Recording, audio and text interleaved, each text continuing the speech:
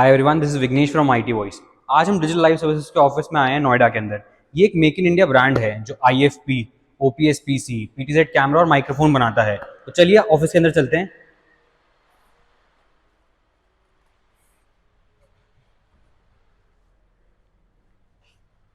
जैसे कि हम देख सकते हैं, ये एक मेक इन इंडिया ब्रांड है और इन्होंने प्राउडली डिस्प्ले कर रखा है यहाँ पे। डिजिटल लाइफ सर्विसेज का हम ऑफिस टूर करेंगे, इनके सीईओ मिस्टर वीरेंद्र सिंह जी से बातचीत करेंगे और ब्रांड के बारे में और जानेंगे। तो वीडियो एंड तक देखना और चैनल को सब्सक्राइब जरूर कर लेना।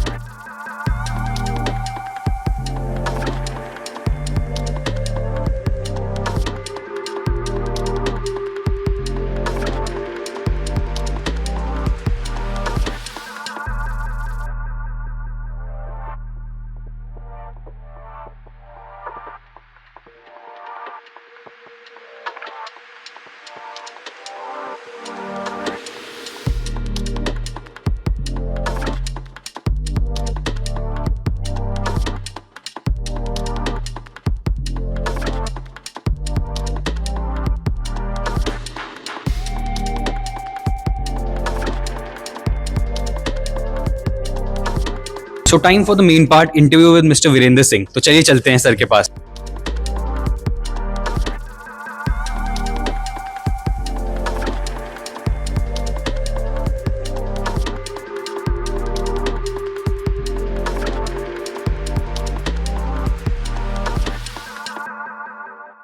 Sir to the channel IT voice. Hi sir, how are you? थोड़ी देर में हम पॉडकास्ट शुरू करेंगे और वीरेंद्र सर से बातचीत करेंगे डिजिटल लाइफ सर्विस की जर्नी के बारे में। तो आज हम आए डिजिटल लाइफ सर्विस के ऑफिस में और हम उनके सीईओ वीरेंद्र सिंह जी के साथ बैठे हैं। तो सर आपका चैनल में बहुत बहुत स्वागत है। Thank you. तो सर ये हम जानना चाहेंगे कि आपकी प्रोफेशनल जर्नी के बारे में, आपका करियर कहाँ से स्टार्ट हुआ and what led you to finding digital life services. Actually IT में तो ऑलमोस्ट 30 साल हो गए थे मुझे। ये 4-5 साल की जो लास्ट जर्नी है डिजिटल एजुकेशन में, आईटी में ही है, बट आईटी में होते हुए भी थोड़ी आईटी से डिफरेंट है। इस इंडस्ट्री को मोस्टली लोग ऑडियो वीडियो इंडस्ट्री में काउंट करते हैं। हमने ये जर्नी शुरू करी करीबन 5 साल पहले, कोरोना से पहले। और जब कोरोना आया तो हमें अच्छा बूस्ट मिला और कंपनी ने अच्छा ग्रो किया, कैपिटल अच्छा अर्न किया। फिर हम सॉल्यूशन प्रोवाइड करते थे, हार्डवेयर भी मंगाते थे। तो हार्डवेयर से फाइनली हमें लगा कि हार्डवेयर एक ज़्यादा अच्छा बिजनेस है रादर देन सॉल्यूशन। जो कि हमारे पास सॉल्यूशन है हर चीज़ का। तो डिफरेंट, जैसे डिजिटल क्लासरूम के अंदर अगर आप क्लासरूम की रिकॉर्डिंग और सब चीज़ें, तो हमने इक्विपमेंट उसका हार्डवेयर को, उसकी मैन्युफैक्चरिंग और उसकी तरफ हमने ज़्यादा फोकस शुरू किया। हाँ जी। तो सर डिजिटल लाइफ सर्विसेज एक मेड इन इंडिया ब्रांड है। अपने पास आईएफपी हैं, ओपीएस पीसी हैं, पीटीजेड कैमरा है, माइक्रोफोन्स है। तो क्या आप डिजिटल लाइफ सर्विस के प्रोडक्ट रेंज के बारे में बताएंगे हमारे ऑडियंस को? एक्चुअली एजुकेशन में, डिजिटल एजुकेशन में जो आपको हार्डवेयर की मेन जरूरत पड़ेगी जो आईटी से रिलेटेड है, उसके अंदर हमारे पास वो सारी चीज़ें हैं जो उनको चाहिए। ठीक है। अभी जैसे आईएफपी है, हमने ओपीएस से शुरू किया था। तो उस वक्त आईएफपी 5-7 लाख रुपए का हुआ करता था।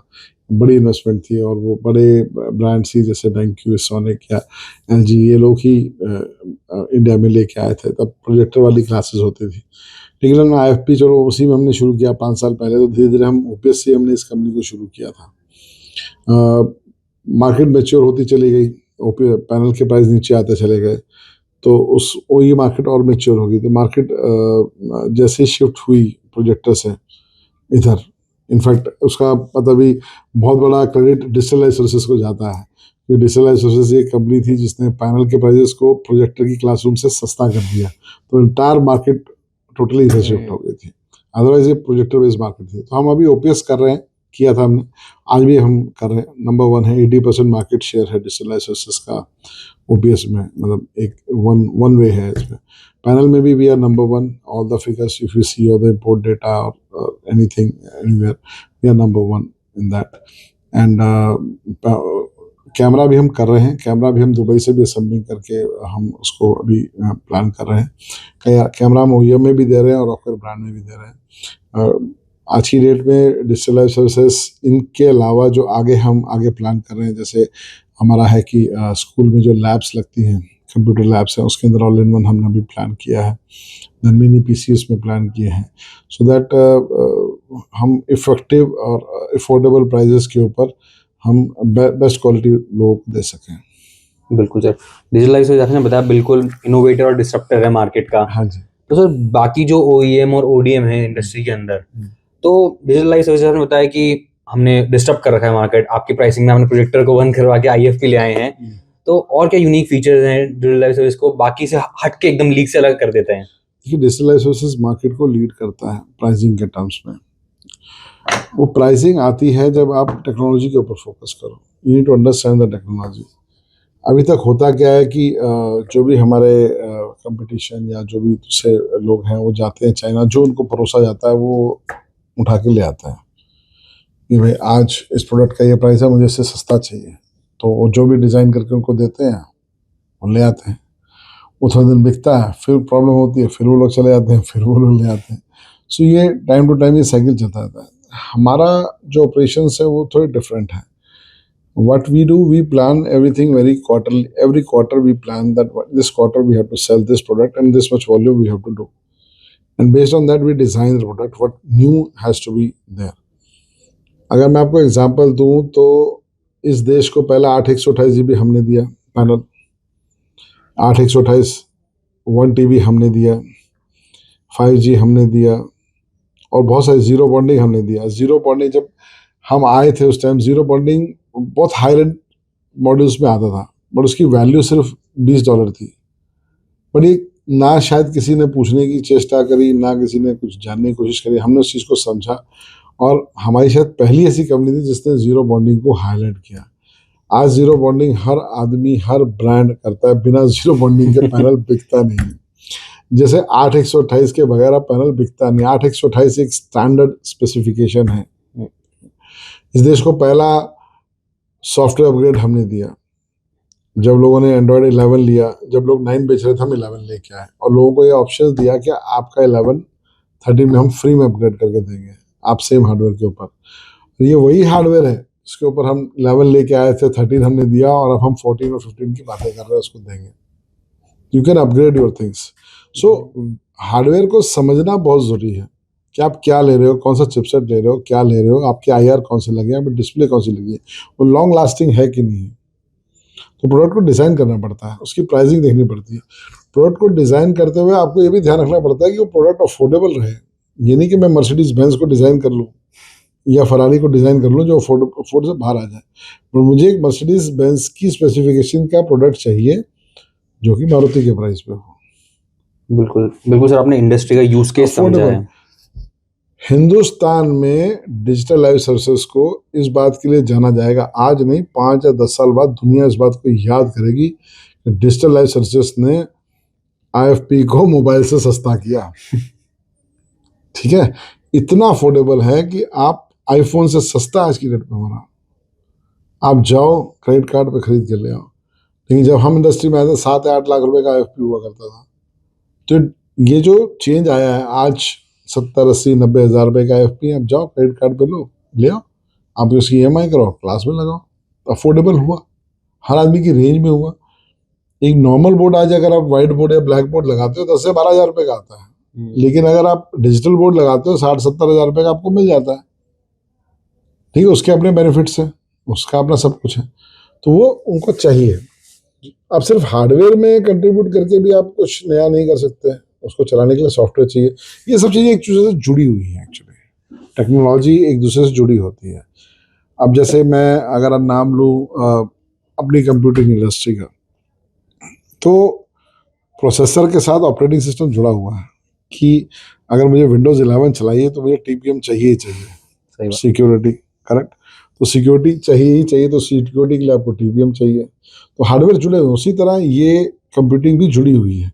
अगर आपको एंड्रॉयड 14 चलाना है तो आपको एक अच्छा चिपसेट चाहिए जो आपके सपोर्ट करे। इसके अंदर आपको अच्छी रैम चाहिए, एंड्रॉयड के अंदर अभी तक जब हम आए थे तब 2 GB 8 GB स्टोरेज हुआ करती थी। एंड्रॉयड 4 या 6 जब हमने शुरू किया था, हमने पहला पैनल अपना एंड्रॉयड 9 पे निकाला था, फिर बाद में 11 पे निकाला, बाद में अभी 13 पे हम लोग कर रहे हैं। 14 हमने अभी स्टार्ट नहीं किया क्योंकि 14 के अंदर अभी चैलेंजेस हैं, बग्स हैं। We don't want to shift it on 14 because responsible company होने के नाते हम ऐसा कोई प्रॉमिस नहीं करना चाहते बाजार को जिसको हम फुलफिल ना कर सकें। हाँ, 14 का अपडेट आएगा, बहुत जल्दी आएगा, मे बी दिसंबर से पहले पहले कोशिश कर रहे हैं कि न्यू ईयर गिफ्ट हम लोगों को दें। लास्ट ईयर हमने दिवाली पे 11 का 13 लोगों को एज ए गिफ्ट दिया था। तो इस साल हम 14 देने की पूरी कोशिश करेंगे, और 15 भी उस पर काम चल ही रहा है, 14 15 पे। तो डेफिनेटली वो सबको मिलेगा। टेक्नोलॉजी हार्डवेयर आपका ऐसा डिज़ाइन होना चाहिए जो लॉन्ग लास्टिंग हो, 3 साल। जैसे आज आप आए हो, आज ही हमने 5 years वारंटी अनाउंस करा। वो इसलिए किया कि हमने स्पेस मैनेजमेंट किया, हमने प्रोडक्ट को समझा कि हाँ इसमें ये प्रोडक्ट लगता है और इस प्रोडक्ट को हमने 5 साल तक स्टोर करके रखना है। हमने इतने पैनल बेचे, हमने अपनी सर्विस कॉस्ट को कंट्रोल किया, हमने अपने हार्डवेयर फेलियर को कंट्रोल किया। This is the best IR, this is the best motherboard, this is the best panel, this is the best glass. तो ये सब चीज़ें मिला के जो लॉन्ग लास्टिंग सपोर्ट करते हैं, तभी तो हम 5 years वारंटी पे हैं। नहीं अदरवाइज क्या होता है, लोग यहाँ से जाते हैं, उनको पता है कि हाँ डिजिटल लाइफ सर्विसेज 2000 रुपये सस्ता बेचना है मेरे को, और 2000 जो भी मिलता है, जिसको मिलेगा V100 चिपसेट, चाइनीज चिपसेट उठा के ले आएंगे। वो इस बारे में बॉदर ही नहीं करते कि भाई चाइनीज चिपसेट हिंदुस्तान में बैन हो जाएगा या हमारे को सिक्योरिटी कंसर्न्स आएंगी या हमारे को नहीं, लेकिन कम्पिटिट करना है 2000 रुपये का, इसे जरूर करेंगे। अभी एक इंसिडेंस ऐसा हुआ, मैं आपको बताता हूँ, बड़ा ही अनोखा इंसिडेंस था वो। कहने को V100 एक ऑक्टा कोर प्रोसेसर है, हम लोग T982 पे MI लॉजिक अमेरिकन चिपसेट पे काम कर रहे हैं, अगला भी जो हमारा 322 वो भी अमेरिकन चिपसेट पे है।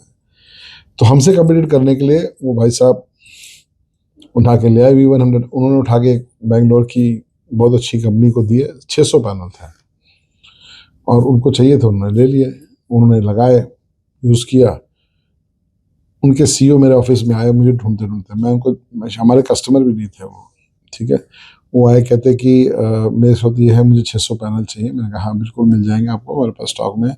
बट मैंने कहा आपको, कहते नहीं मुझे इमीडिएटली चाहिए। मैंने कहा इमीडिएटली ऐसा क्या होगा कि आपको 1 दिन के अंदर चाहिए, 2 दिन के अंदर चाहिए? इस सेल के मेरे 600 पैनल मैंने कहीं लगाए थे और वो सारे हैंग कर रहे हैं। मैंने कहा भाई ऐसा क्या हो गया? इससे मैंने आप देखो। मैंने कहा, फिर मैंने उसे मैंने पूछा उनसे V100 है क्या? उन्होंने कहा हाँ। तो क्योंकि हमारे को इस तरह की प्रॉब्लम लास्ट 3 साल में आई ही नहीं। तो T982 ऑक्टा क्वाड कोर होते हुए भी ऑक्टा कोर से बेटर परफॉर्मेंस है। तो प्रोडक्ट हमेशा स्टेबल होना चाहिए। कहीं भी कोई हार्डवेयर को आप बड़ा बैलेंस बनाना पड़ता है, good graphics, good processing, good RAM, good storage, कहीं हैंग ना हो, कहीं स्टक ना हो। ऐसी कई कॉल्स आते हैं, लोग कहते हैं सर कोई ऐसा सॉल्यूशन बताओ, मैंने वहाँ पे 4 GB 32 GB लगाया था, वो ना 2 साल बाद स्टक कर रहा है, वो लैग आ रहा है, तो आप मुझे 8 GB का इसका कुछ बोर्ड अपग्रेड करो। तो हमने देखा कि हाँ भाई चलो भाई, अगर वो है, अगर हम उसमें कुछ कंट्रीब्यूशन कर सकते हैं तो हम देते हैं उनको। नहीं है तो हमारे पास जैसे एंड्रॉयड वाले OPS है, हम वो उनको ऑफर कर देते हैं, why don't you use this, आप OPS ले लो, आप ये 8 GB 256 GB का है, आप लगा लो और यू कैन यूज़ इट, और you can use in the OPS। तो ये सॉल्यूशंस हैं। तो रिस्पॉन्सिबल वेंडर वही होता है जो प्रोडक्ट को ठीक से डिज़ाइन करे और उसको बेचे। ये नहीं कि आपको सस्ता बेचना है और बेच के लाना है, उसको बाद में कोई उसको सपोर्ट नहीं करे, ना कोई सर्विस दे, ना आपको अपग्रेड करना है, उस सब चीज़ों से आप पल्ला झाड़ लो। यहाँ पे कई लोग ऐसे भी हैं जो 1 year वारंटी का 6 महीने का पैनल बेचते हैं कि जी सस्ता ले लो लेकिन 6 महीने में कर दो। अब 6 महीने में मतलब आपने जो गाड़ी दी है, या सॉरी आपने जो पैसे दिए हैं जिस गाड़ी के, उसका उसे 6 महीने की वारंटी मिले, हाउ यू विल फील कि यार ये क्या पकड़ा रहा है। और लोग भी ले लेते हैं कि यार मेरे कस्टमर देखना है, 6 महीने रिस्क होगा, मैं देख लूँगा, 1 साल बाद स्कूल को बोल दूंगा, मैं कर दूंगा। बट वो गलत है ना, गलत अप्रोच है। तो डिजिटल लाइसेंस ऐसा कभी कभी भी नहीं करेगा। बिल्कुल सर, आपने बहुत बढ़िया से एक्सप्लेन करा कि what makes you unique product, your products are design to last. हाँ, मैं आपको एग्जांपल देता हूँ। हम लेके आ रहे हैं 64 पॉइंट टच, हिंदुस्तान में कोई नहीं लेके आया अभी तक। हमारा प्रोडक्ट है, बाहर डेमो पे लगा हुआ है, हम उसको लॉन्च करेंगे बहुत जल्दी। EDLA हम लेके आ रहे हैं, सबसे पहला हमारा अपना सर्टिफिकेशन, हमारा हिंदुस्तान की पहली कंपनी होगी डिजिटल लाइफ सर्विसेज जिससे ईडीएलए सर्टिफिकेट है। बाकी लोग ला रहे हैं बट वो सर्टिफिकेशन जो नाम है वो चाइनीज वेंडर के नाम पर रजिस्टर्ड है। हमारा हिंदुस्तान में अगर आपको मेक इन इंडिया करना है तो आपको इंडिया का सर्टिफिकेशन चाहिए, वो हमारे पास है। So first company. congratulations on that. Very good news for all the Indians की EDLA certification. बिल्कुल 64 पॉइंट टच हम लेके आ रहे हैं। ईडीएलए जेन्युइन, अभी तक जितने भी ओएस आते हैं इसमें, उसमें कोई भी ओएस एंड्रॉयड है, मैं ये नहीं कह रहा कि वो कुछ डुप्लीकेट है कुछ है, वो लाइसेंस्ड नहीं है। That all are non licensed. ये ओपन है, इसमें सिक्योरिटी प्रॉब्लम्स हो सकती हैं, मैं ये नहीं कहता कि हैं, हो सकती हैं। EDLA enterprises device license agreement Google का जो है वो एक सिक्योर प्रोडक्ट है। उसमें Google store genuine play store है, आप कोई भी ऐप डाउनलोड कर सकते हो। इवन आपका MS ऑफिस 365 आप डाउनलोड करना चाहो तो उसके अंदर हो जाता है और आराम से चलता है। गूगल शीट्स है, गूगल की सारी ऐप्स है, आप कोई भी ऐप डाउनलोड कर सकते हैं, सिक्योर्ड है। तो आपको बताता है कि हाँ सिक्योर्ड ऐप है या नहीं है, जैसे आपका मोबाइल है। बिल्कुल ठीक है, गूगल असिस्टेंट है उसके साथ, ये सब चीज़ें उसके अंदर हैं, उसकी देश को ज़रूरत है। और डिफरेंस अगर आप कैलकुलेट करोगे ना, बहुत कम है, लेकिन कोई बॉदर ही नहीं करता उसके ऊपर। डिजिटल लाइफ सर्विसेज लास्ट 7 महीने से उस पर काम कर रहा है। अब जाके हम डीडैक में उसको लॉन्च करेंगे। ठीक है, हिंदुस्तान का पहला इंडियन कंपनी का ईडीएलए पैनल होगा जो 64 पॉइंट टच के साथ होगा, और साथ में उसमें ऑक्टा कोर प्रोसेसर होगा, टॉप एंड ऑक्टा, मतलब उससे ऊपर कुछ है ही नहीं। और सबसे बड़ी बात जो अभी हमने डिजिटल लाइफ सर्विसेज उसमें किया है कि जैसे पहले स्मार्ट क्लास लगा करती थी, पीसी लगा करते, उसमें कंटेंट डालते थे, तो अब ये पैनल के अंदर क्या हुआ कि कंटेंट जो है वो ओपीएस के अंदर आ गया। अगर हम ओपीएस की कॉस्ट गिने तो 20,000 रुपये ओपीएस की कॉस्ट, 8-9 हज़ार रुपये लाइसेंस या 6,000 रुपये लाइसेंस की कॉस्ट जो अपना operating Windows operating system. Then आपका मैं अगर कंटेंट की कॉस्ट 3 साल की लो तो 10 से 15,000 रुपये होगा। तो this makes a package somewhere around 35,000 rupees plus GST, so almost 40,000 rupees. With this EDLA panel हमने उस ओपीएस के कट कर दिया। All the content is now with the Android. So license की कॉस्ट बची, आपकी हार्डवेयर की कॉस्ट बची। तो इस 40,000 रुपये का कट कैसे आया? और लाइफ टाइम कंटेंट है आपका, 5 ईयर्स की वारंटी हम दे रहे हैं उसके ऊपर। तो ये कट कैसे पैदा हुआ? आज से पहले जब प्रोजेक्टर मिलता था, प्रोजेक्टर ही 30-35 हज़ार रुपये का होता था। आज हम जो पैनल लेके आ रहे हैं वो less than 1 lakh rupees, iPhone से सस्ता। उसके बाद 5 साल की वारंटी, सारा कंटेंट, ऑफलाइन कंटेंट, ऑनलाइन की बात नहीं कर रहा, ऑफलाइन कंटेंट, इंटरनेट नहीं है तो भी चलेगा, wifi 6, Google assistant, all the things 64 point touch, वो टॉप ऑफ द प्रोडक्ट है। मतलब उसका कोई मैच नहीं है। आप किसी भी अमेरिकन या यूरोपियन क्वालिटी से उसको मैच कर सकते हैं, and with affordable Indian price. Bharat को क्या चाहिए? भारत, हम सबसे बड़ी जनसंख्या पॉपुलेशन में सबसे बड़े हैं, बट हमारी अगर आप एजुकेशन देखो, हमारे 5% भी क्लासरूम डिजिटलाइज नहीं है। वेयर एज नंबर 1 और नंबर 2 जो इकोनॉमी है हमसे, जो ऊपर है अमेरिका और चाइना, 100% उनकी क्लासरूम से। तो क्या हमें रिस्पॉन्सिबिलिटी नहीं बनती कि हम अपना कंट्रीब्यूशन दें? हमें देना चाहिए। क्यों कोई नहीं देता? क्यों? ऐसी क्या मजबूरी है हमारी? तो हमें सोसाइटी को देना ना, अपने बच्चों को पढ़ाना है, वो बेस्ट चीज़ देनी। जब चीज़ अफोर्डेबल होगी तभी तो लेंगे। आज हिंदुस्तान का हर आदमी गाड़ी नहीं अफोर्ड कर सकता, बट साइकिल और स्कूटर हर आदमी कर सकता है। मार्केट रीच है उसकी। करेक्ट, बिल्कुल, तो यही बात है। बिल्कुल सर, आपने बिल्कुल सही बताया कि you are transforming the education sector. Basically you have taken the responsibility on your shoulders and step by step with innovative solutions आप ये कर रहे हैं। सर्विसेज कभी भी मतलब उन चीज़ों में नहीं भाग गया कि हाँ मैंने इस चीज़ को इनोवेट किया है तो मैं इसके पीछे मुझे बहुत बड़ा प्रीमियम चाहिए, कभी भी नहीं करेगा। वो डिजिटल लाइफ सर्विसेज के डीएनए में नहीं है। डिजिटल सर्विसेज बना ही इसलिए था। डिजिटल क्लासरूम हमारा एक आइडिया था, एक सोच थी कि एजुकेशन डिजिटलाइज होनी चाहिए। तो ये इसीलिए बनी है कि हम एक अफोर्डेबल सॉल्यूशन सोसाइटी को, इंडिया को दे सकें।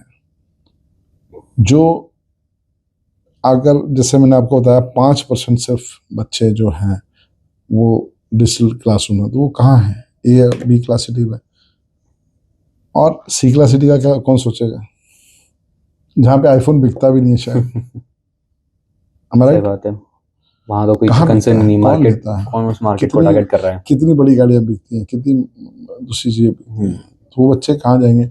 और बच्चे का ट्रेजेडी ये है कि वो कम्पिटिट कर रहे हैं सेम बच्चों सेम सीबीएसई एनसीईआरटी और सबके ऊपर सेम नीट होता है, सेम उनके लिए जेई होता है, सबके सेम same सब exam कुछ होता है।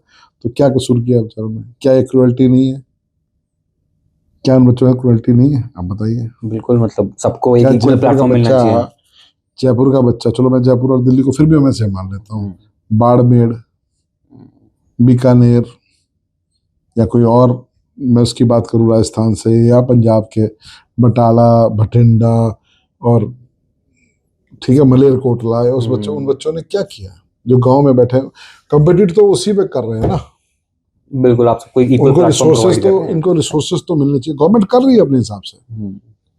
ये डिजिटलाइज सर्विसेज ही था जिसने पैनल के प्राइस को लास्ट 2 साल में बॉटम पे लेके आया। यूपी का टेंडर पिछले बार 2 लाख से ऊपर का था पर क्लासरूम का, इस बार 1.25 लाख रुपए का है। तो हम जैसे लोगों की कंट्रीब्यूशन से हुआ ना, मैं नहीं कहूँगा मैंने अकेला किया, वो सारे बंदे जो इसके ऊपर इस इंडस्ट्री में हैं जिन्होंने किया, मैं ये नहीं कह रहा कि हमने अकेले किया, बट नीचे तो आया ना, कितना पैसा बचा हम लोगों का, सबका बचा, अच्छी बात है, हम वेलकम करते हैं, करना चाहिए हम सबको, मतलब ना सिर्फ हमें डिजिटल इंडस्ट्री में जो भी बंदे हैं, हमें अपना पूरा कंट्रीब्यूशन करना चाहिए सोसाइटी के लिए। अल्टीमेट हम प्रॉफिट हम कमा रहे हैं, प्रॉफिट एक होता है, लेकिन काम जितना ज़्यादा अच्छा होगा। 1 करोड़ क्लासरूम है, सिर्फ 5 लाख डिजिटलाइज है, तो 95 लाख रुपए, 90 लाख क्लासरूम अभी भी नहीं है, कितनी बड़ी अपॉर्चुनिटी है। आप 95 लाख को अगले 5 साल में डिवाइड करके देखो 60 महीने में, तो अब करना पड़ेगा 17-18 लाख पर ईयर। ठीक है, और पर मंथ में करो, फिर पर डे में करो, गोल्स बन जाएंगे टाइम टू टाइम के। हाँ हाँ 5 साल का भी गोल लगाएं कि हमने सबने मिलके करना है, हमने सबको मिलके करना है, और हम हर क्लासरूम के ऊपर हम सबको कि 5 साल में हम इसको डिजिटलाइज करेंगे। सरकार को कुछ इस तरह का प्रोग्राम लेके आए या कुछ इस तरह करके हमें डिजिटलाइज करना है, तो अगले आने वाली पीढ़ियाँ जो 5 साल या 10 साल 15 साल में होगी, तो हर बच्चा इक्वलिटी पे आएगा ना। बिल्कुल, तो वो तभी आएगा जब हम एफर्ट्स मारेंगे, प्राइस नीचे आएंगे, लोग मजबूर होंगे नीचे बेचने के लिए, तब अफोर्डेबल होगा, हर बच्चे के पास जाएगा, हर आदमी अफोर्ड कर पाएगा, हर आदमी खरीद पाएगा। आज मोबाइल हर आदमी के हाथ में है, बिल्कुल, कनेक्टिविटी है, हर आदमी जागरूक है, सोशल मीडिया के थ्रू और सबके थ्रू कुछ भी होता है 2 मिनट में सारी दुनिया में न्यूज़ फैल जाती है। तो हुआ ना ये, बिल्कुल वो लॉन्ग टर्म तभी होगा जब जब क्लासरूम के साथ क्लासरूम जुड़ेगी। आप ये सोचिए कि डिजिटल एजुकेशन में इतनी अपरंपार संभावनाएं हैं कि जब सोचो जब क्लासरूम के साथ क्लासरूम जुड़ेंगे, जो कि जुड़ने चाहिए, मतलब हमारी स्ट्रॉन्ग फीलिंग है कि जुड़ने चाहिए, तो उसके बाद जो दिल्ली का टीचर है वो गोरखपुर, बनारस, बरेली, रायबरेली, प्रतापगढ़, इधर सब जगह पढ़ा सकता है ना, तो वहाँ के बच्चों को कितना फायदा होगा। शायद वहाँ भी कोई टीचर होगा अच्छा, वो पढ़ाना चाहे तो वो भी तो पढ़ा सकता है ना। तो कितनी अपॉर्चुनिटीज है हमारे पास। बच्चे जब आपस में जुड़ेंगे, एक दूसरे का एक्सपीरियंस शेयर करेंगे, हाँ ऐसा होता है ऐसा नहीं होता, बहुत अच्छी बात है। बिल्कुल सर, डिजिटलाइज करके चीजें मतलब एक्सपोनेंशियली ग्रो कर सकती हैं। आप हम सिर्फ क्लासरूम्स की बात नहीं कर रहे, हमारे किसान भाइयों को, चलो मैं आपको एक और एग्जांपल देता हूँ। हमारे पास इंडस्ट्री में जो इंडस्ट्रियल जो स्किल लेबर की बात करें, वो शायद बहुत कम है। हमारी मोस्ट ऑफ जो लेबर आती है वो एग्रीकल्चर से आती है, हमारा राइट और रॉन्ग? बिल्कुल, एग्रीकल्चर नेशन है अपन। ठीक है, तो उनको ट्रेनिंग देने के लिए उन्हीं स्कूल्स को हम यूज कर सकते हैं रात को, जो डिजिटलाइज है। स्किल्ड लेबर बना सकते हमारे पास स्किल लेबर होगी, मैन्युफैक्चरिंग स्किल्ड होगी, हमारी क्वालिटी सुधरेगी, हम अच्छा एक्सपोर्ट कर सकते हैं। बहुत सारी चीजें इस चीज से कनेक्टेड हैं।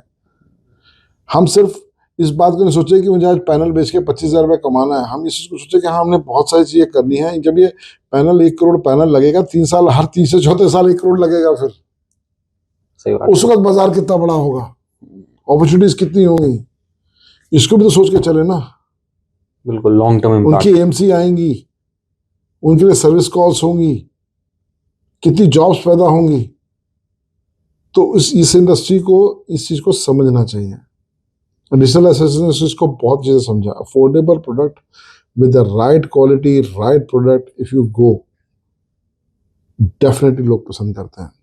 और इसका सबसे बड़ा एग्जांपल है डिजिटल लाइफ सर्विसेज, जो राइट प्रोडक्ट को राइट प्राइस पे लेके आया, अफोर्डेबल बनाया, हर बंदे को दिया, 3 साल की वारंटी दिया। 3 साल से पुरानी कंपनी होगी, सारी वारंटी हमने भुगती है। चौथे साल में हम सब भुगता ही है ना, हमने किया ही है, ड्यूटी सारी सर्विसेज दी है, तो वो किया जा सकता है। 0 से 300 पहुंचा जा सकता है। लेकिन अगर आप राइट प्रोडक्ट लेके आओ, राइट स्ट्रेटजी के साथ बेचो, डेफिनेटली लोग लेते हैं। बहुत सारी कंपनियां जो कर रही है, ग्लोबस है, ब्रायो है, बहुत सारे बंदे जो कर रहे हैं, मैं मना नहीं कर रहा हूं उनको, they are contributing, they are equally contributing. जो सॉफ्टवेयर भी कर रहे हैं वो भी अच्छा कंट्रीब्यूट कर रहे हैं, बट क्या हम इसको और अच्छा कर सकते हैं, ये है। हम तो कर ही रहे हैं। मैं अपने बारे में बात कर रहा हूँ, मैं पूरी इंडस्ट्री के बारे में बात कर रहा हूँ। क्या हमें कंट्रीब्यूशन करना चाहिए। बिल्कुल। अगर हम ईडीएलए की तरफ बढ़ रहे हैं तो मैं चाहूंगा कि हर ब्रांड को अपना ईडीएलए बनाना चाहिए। हमें एक ईडीएलए सिक्योर्ड सॉल्यूशन लोगों को देना चाहिए, हमारे क्लासरूम्स में लगना चाहिए। ना ओनली हमारा, हमने किया, पहले हमने शुरुआत करी है, हो सकता है इसको लोग फॉलो करें। I welcome that. हम फैक्ट्री लगा रहे हैं, लोग और लगाएंगे, मैं वेलकम करता हूँ उस चीज़ को। मेरे कंपटीशन की नहीं, वो नहीं लगा रहा, बेकार फैक्ट्री है, नहीं, मैं वेलकम कर रहा हूँ उस चीज़ को। इंडस्ट्री बढ़ेगी, क्लासरूम्स बढ़ेंगे, मार्केट बढ़ेगी, लोग आएंगे, जॉब्स बढ़ेंगी, इकोनॉमी बेटर होगी, तो ज़्यादा अफोर्डेबल होगा, लोग ज़्यादा अच्छा लेना शुरू करेंगे। वो अच्छी बात होगी। हमारे पास अगर हमारी अपनी डिमांड बढ़ेगी तो हमारे पास यहाँ कंपोनेंट की फैक्ट्रियाँ बढ़ेंगी, जो हम दूसरे देशों पे भी डिपेंडेंट है कंपोनेंट लाने में। फैब आएगी, फैब बनेंगे, चिपसेट बनेंगे, तो बहुत अच्छी बात है ये। जॉब्स बढ़ेंगी, इकोनॉमी बढ़ेगी, डेफिनेटली सबकी इनकम बढ़ेगी, सबका अच्छी बात है ये। लेकिन साथ साथ एजुकेशन भी तो चाहिए ना। अब वो अगर फैक्ट्रियाँ भी लगाने की बात करें, इकोनॉमी बढ़ाने की बात करें, तो लोगों को हमने वो भी तो देनी है ना, ट्रेनिंग। वो कैसे देंगे हम? बिल्कुल, स्किल्ड लेबर स्किल लेबर चाहिए, कैसे आएगी? आपका विजन सर बिल्कुल सही है, ग्रास रूट लेवल पे ही काम करना।